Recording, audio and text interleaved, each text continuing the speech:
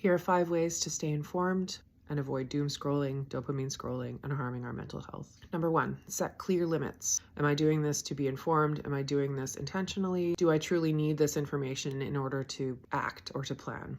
One of the easiest ways to set clear limits is ahead of time, proactively, designating certain times of the day and certain places in our home that are for scrolling. The general recommendation seems to be a 2-hour limit on scrolling per day. Number 2 is mood check-ins. Periodically checking in with ourselves to see how we feel when we're scrolling.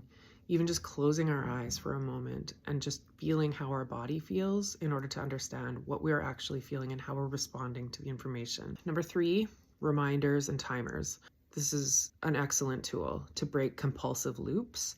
If those kind of things set off opposition to authority, don't tell me what to do, they may not be the tool for you, and maybe proactively setting it into your schedule would be better.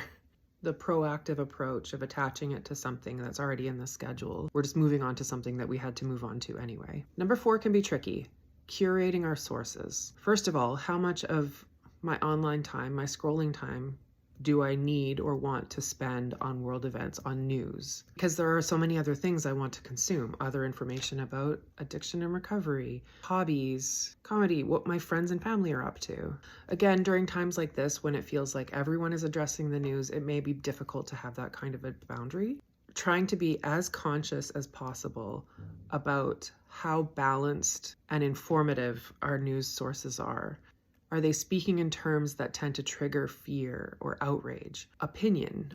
Critical thinking is a skill and it's a muscle that needs to be exercised. Go to a source like Ground News, where they point out biases and blind spots so that you can read a news story knowing that it contains some blind spots, and then can choose to read the same news story from a source that contains kind of opposite blind spots or opposite biases. That doesn't mean both sidesing on what we feel is right or wrong. It simply means understanding that news reporting comes with a lot of bias, intentional or unintentional. Exposing ourselves to information that's as balanced as possible is going to help us to stay grounded and thinking clearly.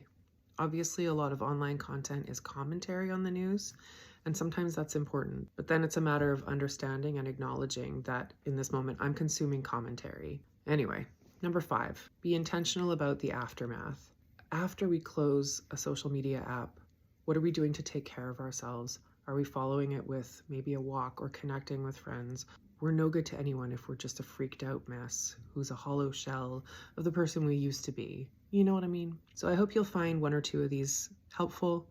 Scroll safely. Take care. I'll talk to you soon.